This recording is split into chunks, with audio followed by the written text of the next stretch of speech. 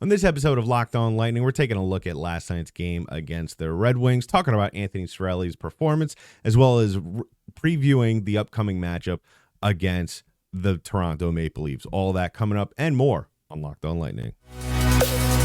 You're Locked On Lightning, your daily podcast on the Tampa Bay Lightning. Part of the Locked On Podcast Network, your team every day.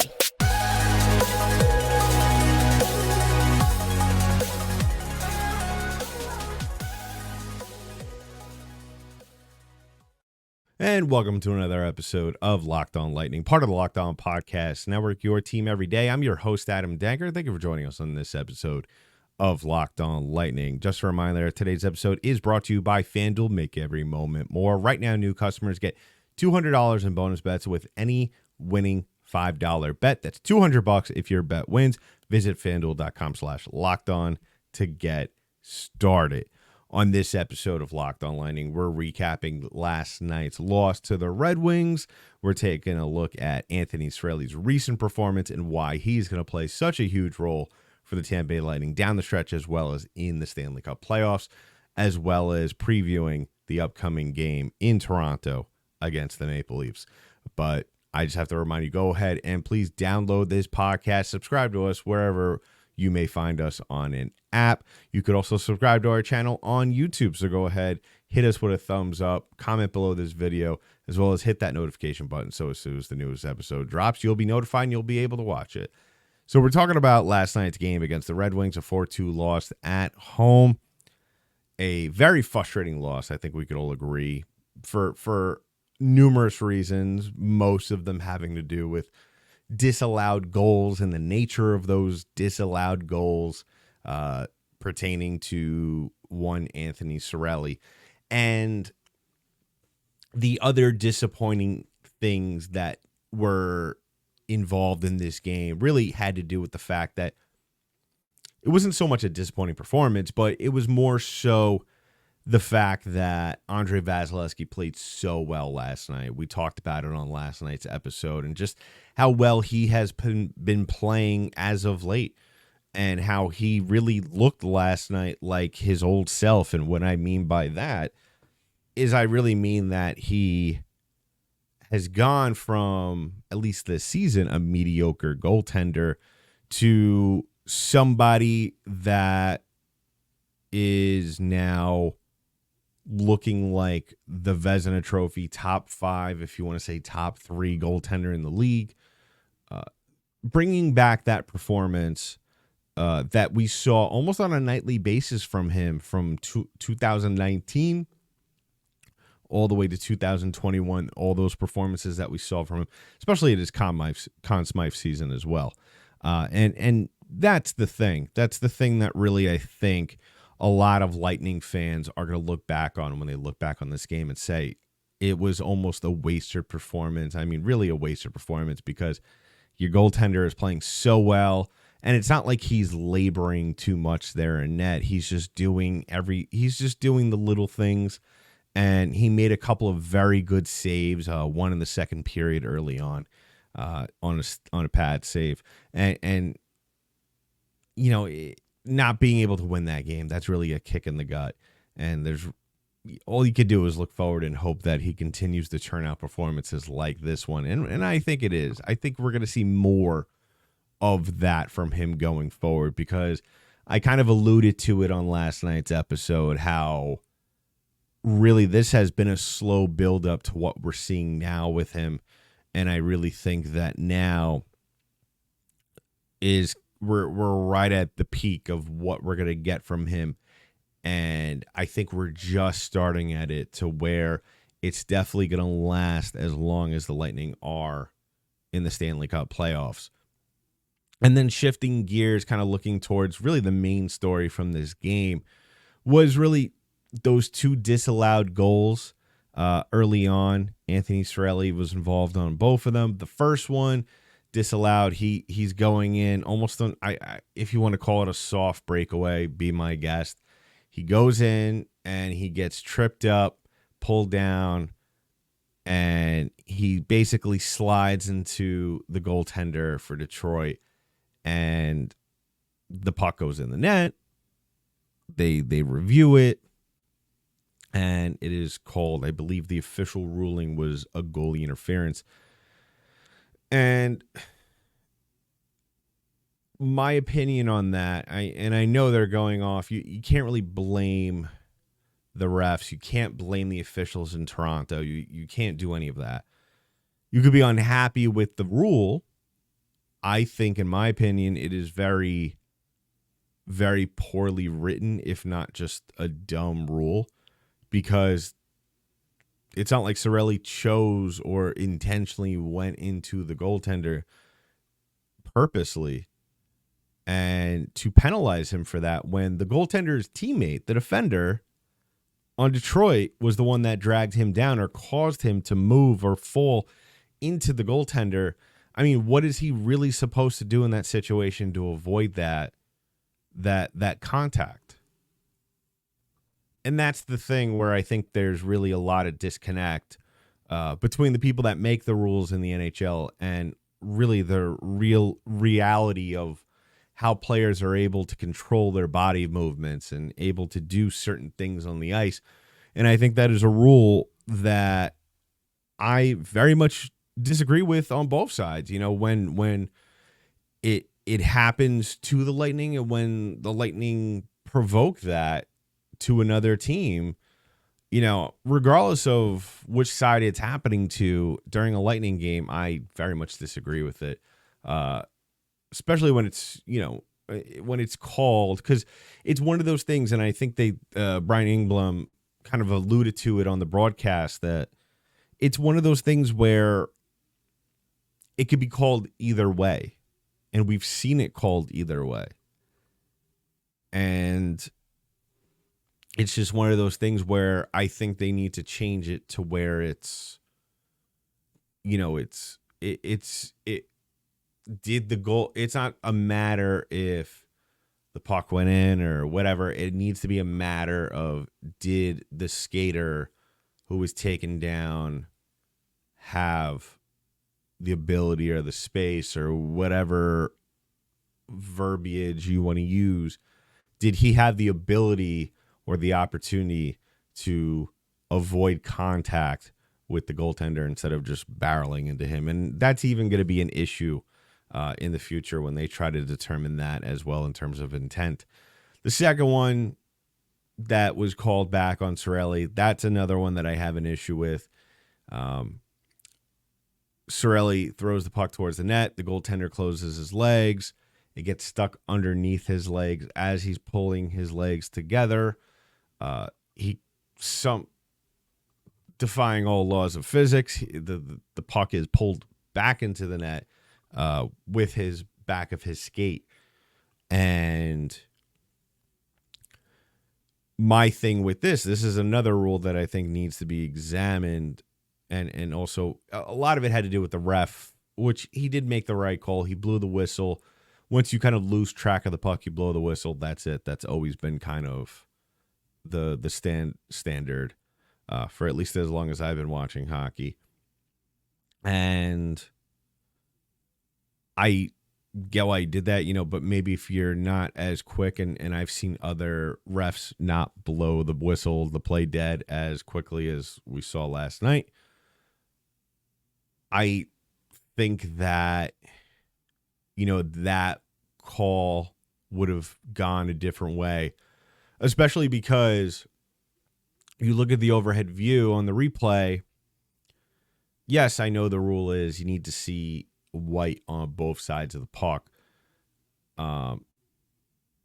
And we didn't see that, but at the same time, you see as clear as day, when the goaltender picks his leg up, the puck is clearly in the net. So it's not like it instantaneously appeared in the net or whatever you want to say. It's a goal is a goal. And I think there needs to be some sort of words or phrases added to the rule in order for that kind of, because it just can't be black and white like what we had in that instance. And I think that, you know, the Lightning were really cheated out of 2 goals there, and Anthony Cirelli was really much cheated out of a hat trick.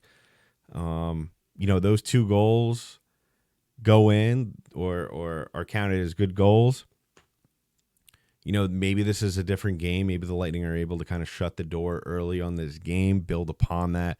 At that point in time, the Lightning had a ton of energy. They did as well after the Cirelli eventually scored a good goal. But I think that, this is a different game if those 2 goals go in favor of the Lightning. But otherwise, I'm not too broken up about it. It's a disappointing loss. It's a game that I think that you play that game 10 times, the Lightning win that game 8. So let me know in the comments below how you felt about that game. Did the 2 calls that didn't go the Lightning way, did that really play a factor in this game in terms of down the stretch afterwards? Did it change things a little bit?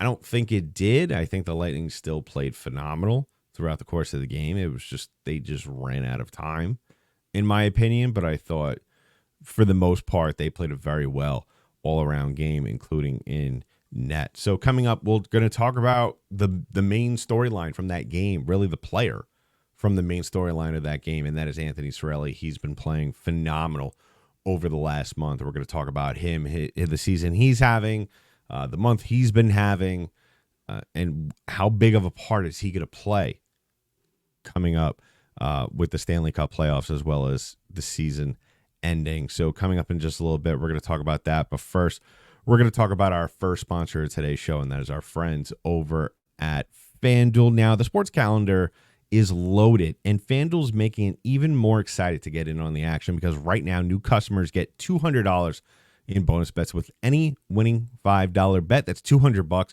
you could use to bet the tourney, MLB, NBA, NHL, and so much more. Visit FanDuel.com/lockedon and make your bet as big a big win. FanDuel, America's #1 sportsbook. So once again, I want to thank you all for making us your first listen of the day. If you haven't already done so, please go and subscribe to the podcast. Give us a follow wherever podcasts are distributed in audio form. We're also available on YouTube. Subscribe to our channel there. If you want to hit me up, follow me on Twitter at DankyDank, DENKYD8NK. Love hearing from all of you. We are in the single digits of the regular season of games remaining, and I have to say, we are in that super sweet spot of the NHL season because the team's playing well, and when things come together with this Lightning team, you could always say, well, what is the reason why? When you're asking that question, you could always say it's Vasilevsky, it's Kuch, obviously, Stamkos, Hagel, if you want to throw him in there, Paul as well, Hedman. I don't think Hedman's been playing that well, but talking about really all players, mainly forwards, that have been playing all-around games, because the Blue Liners have not been playing that big, having that big of effect on this team overall. I mean, yeah, Radish has been having a very good season, in my opinion, but the one player, when we're always talking about things going right for this Lightning team, the player that is always the one that I feel like is always in the middle of everything, that is always letting it be known his presence, is Anthony Cirelli. And Anthony Cirelli, just year after year, we talk about him here on this podcast. And if you want to go all the way back, be my guest. We've been talking about Anthony Cirelli since the 2020 season when we debuted it in February of 2020. And even going into the bubble of that year, we were talking about how really if this team wanted to be successful down the road, they had to have Anthony Cirelli firing on all cylinders. And that was the case for 21, 22, 23, and especially this year, 24. And Cirelli has been playing phenomenal, even dealing with injury to begin the season. I really thought that the month of March was really just another stepping stone or kind of a place in the season that kind of solidified what we're going to get from him down the stretch. Because the thing with Cirelli that always has impressed me, even when he was younger, even when all we could go off of with him when we were talking about him was, the amount of potential that this guy has. He's going to be a Selke Trophy winner one day. All that talk, he's going to be on the first line. He's going to be able to do all this stuff. Is the amount of confidence that you see him play with, especially when things are going well, the amount of edge that he plays with. And that's the thing that really made the month of March that more impressive to me, other than the numbers that he was putting up. So in March, through 11 games, he had 6 goals and 2 assists. And his, I mean, what else can you really say from that? I mean, 2 of those goals were game winners. He scored another one last night. Probably should have had 3. Let's be honest here. And that's the thing that I really liked about him, especially when you see how he played last night, is that, he's one of those guys, and the Lightning sometimes just need a guy like this that just says F it and just shoots the puck. And I always say it here on this podcast because, really the Lightning, as we all know, most notably recently, go through their stretches where they just, for whatever reason, have a mental block when it comes to shooting pucks on net. And you need a guy like that could just whip it whenever he needs to, or, even out of frustration, because when you throw the puck towards the net, it may not always go in, but I would say probably 50% of the time, good things happen. And with Anthony Cirelli, I've been waiting for these numbers, or for a month like this all season. We saw kind of along the lines the same thing in December. 14 games, 5 goals, 3 assists. His plus minus was very rough, but we're going to kind of put an asterisk next to that, considering the fact that the Lightning defense was atrocious at that time. I mean, I don't think they're an A+, but I think that they're at a point where it's manageable, where the offense could kind of pick them up if need be. It's not insurmountable. But Anthony Cirelli, I think, is really going to be key for this team going down the stretch, because as we all know with him, the thing that really sticks out is that his ability to kind of do pretty much everything, and that coupled with the very good defense that he plays down the middle against opposing centers. There was actually a game, I believe, earlier this season, and this is pretty impressive when you really think about it. Lightning were playing the Pittsburgh Penguins, and they were having a conversation with Sidney Crosby before then, and they were talking about players that he doesn't want, or players that he has played against. And they asked Sidney Crosby, who's one player that you do not look forward to playing against? And without a hesitation, he said Anthony Cirelli. And when you get one of the game's all-time greats saying that about you, that really shows a kind of impact that you have made in the very short time that you have played in the NHL. And that also shows what kind of level of talent that you have, and that I think we could all agree at this point in time, Anthony Cirelli is still very raw in his NHL development. He's only been in the league for about 7 years, and with the level of play that we have seen over the last month, you almost have to pinch yourself and tell yourself once again, this guy is only 26. And to have that level of maturity, to have that level of play, how can you not look at yourself and think we have a chance to win a championship with this guy? And I think that's where the Lightning are right now, especially when you look at where he is, how he's been playing over his last 12. Going towards the end of the season, you got 2 matchups against Toronto, one of them tomorrow night. As for other top-level playoff teams that you're going to see, you're really not seeing anyone else. Maybe Washington, if they could really turn it on towards the end, and the Red Wings kind of falter.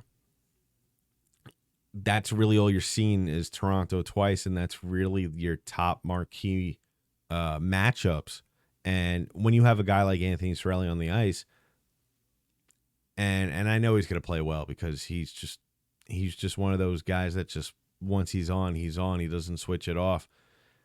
I fully expect him to play phenomenal in those 2 games, as well as taking that into the playoffs. And he kind of falls under the same category with Vasilevsky when I talk about these guys continuing to get stronger. We kind of saw that out of we kind of saw the same argument or the same kind of play out of Yanni Gourde, Barclay Goodrow, Blake Coleman, especially Yanni Gourde, over those 2 Stanley Cup winning teams. Those guys really just played a game that was sustainable, and Anthony Cirelli's game is far, far more sustainable than most players in the league. So I expect him to have big numbers before the season ends. I expect him to have big impacts on games before the season ends. And I expect him to be a key factor in the Lightning being successful in the Stanley Cup playoffs. So let me know in the comments below, how you feeling about Tony C? I mean, that was just, I wish he would have had the hat trick last night. That would have been a lot more satisfying. Like I said earlier, probably would have changed the flow of the game. But what are you going to do? All you could do is just take your performance with you, take what the game gives you, and move on with it. So coming up in just a little bit, we're going to do a quick preview of tomorrow night's game against the Toronto Maple Leafs. But first, I want to talk about our last sponsor on today's show, and that is our friends over at the Sleeper app. Now, we are towards the end of the NHL season. The Lightning are at the top of the wild card standings in the Eastern Conference. But regardless of where they are in the current standings, I want to remind you that you can win big by playing daily fantasy hockey on Sleeper, the official daily fantasy app of the Locked On NHL Network. Sleeper is our #1 choice for daily fantasy sports, and especially daily fantasy hockey, because with Sleeper, you can win 100 times your cash in daily fantasy hockey contests. All you have to do is pick guys like Nick Paul and Anthony Cirelli to record more or less than their Sleeper projections for things like goals, assists, saves, plus minuses, or more in a given game. So use the promo code LOCKEDONNHL. You'll get up to $100 match on your first deposit. Terms and conditions apply. That's code LOCKEDONNHL. See Sleeper's terms of use for details and locational availability. So one last time, I want to thank you all for making us your first listen of the day. If you haven't already done so, please go ahead and subscribe to the podcast. Give us a follow wherever podcasts are distributed in audio form. We're also available on YouTube. Subscribe to our channel there and drop a comment below. So we're taking a quick look at tomorrow night's game against the Toronto Maple Leafs. A very important game. I mean, there's really not much else or really not much of an emphasis more that we could put on this game. I mean, this could very well be one of the many determinations as to where the Lightning do end up at the end of the season. Now, as it stands of tonight, Lightning sit at 89 points. The Maple Leafs are at 95. So Lightning win tomorrow night. They're in 3rd place in the division. Now you're cooking with grease. And I've been wrestling with this for the last couple of weeks, and if you've been listening, you probably don't believe me, but I'm going to say it anyway. As much as I would love, absolutely love, for the Tampa Bay Lightning to finish in that 3rd spot and to take a crack at Florida in the first round, because, you know, as scary as Florida is, I firmly believe the Lightning could beat them in a best of 7. Absolutely. But there is always that thought in the back of your mind when you're when you have really a handful of games left in the playoffs, and playoff games are, I mean, a handful of games left in the regular season, and you have playoff games right around the corner. There's always that fear, especially with this Lightning team, that they're going to flame out. And I think that is a very reasonable fear for Lightning fans. And I think that especially after coming off a very disappointing loss the other night, and I'm not saying the Lightning are going to let us down, but it's something that we should all consider. And the thing that does work in the Lightning's favor and not in Toronto's is that really the Lightning don't have that tough of a schedule compared to the Maple Leafs down the stretch. As long as the Lightning take care of business and need to do what they got to do, in theory, they really should finish ahead of Toronto. But as much as we have said also recently how playoff ready this Lightning team looks, I think it's safe to say that the final cherry on top will be how these last two games against the Maple Leafs go.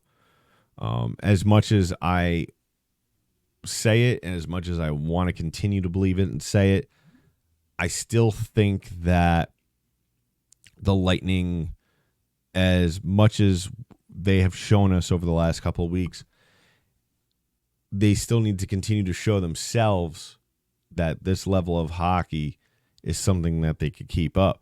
And it will be somewhat of a concern if they go, if they go up to Toronto and they fall flat.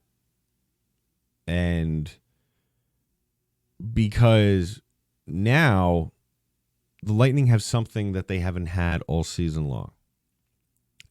And that is consistent goaltending, where the Maple Leafs, I mean, you could really put the E-Bug out there and you'll get just as good of a performance out of him as you would from the regular guys on this roster.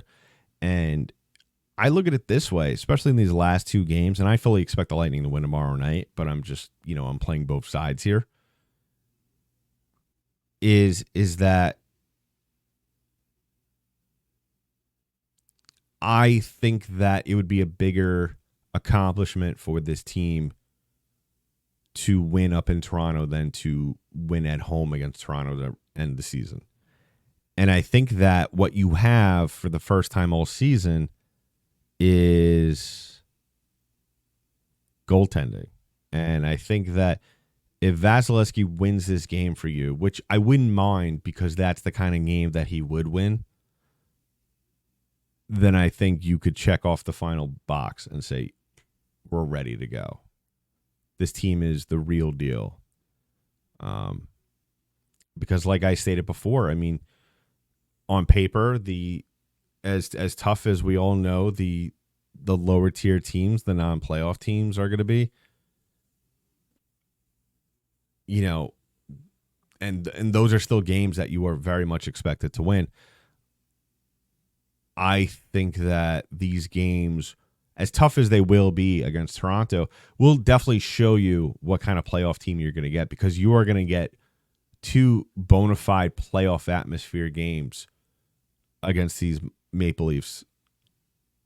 Then again, who knows? We might see the tables turn, and if the Maple Leafs don't think that they need to play anybody that last game of the season, if we're going to see weird lines, then so be it. I wouldn't be surprised.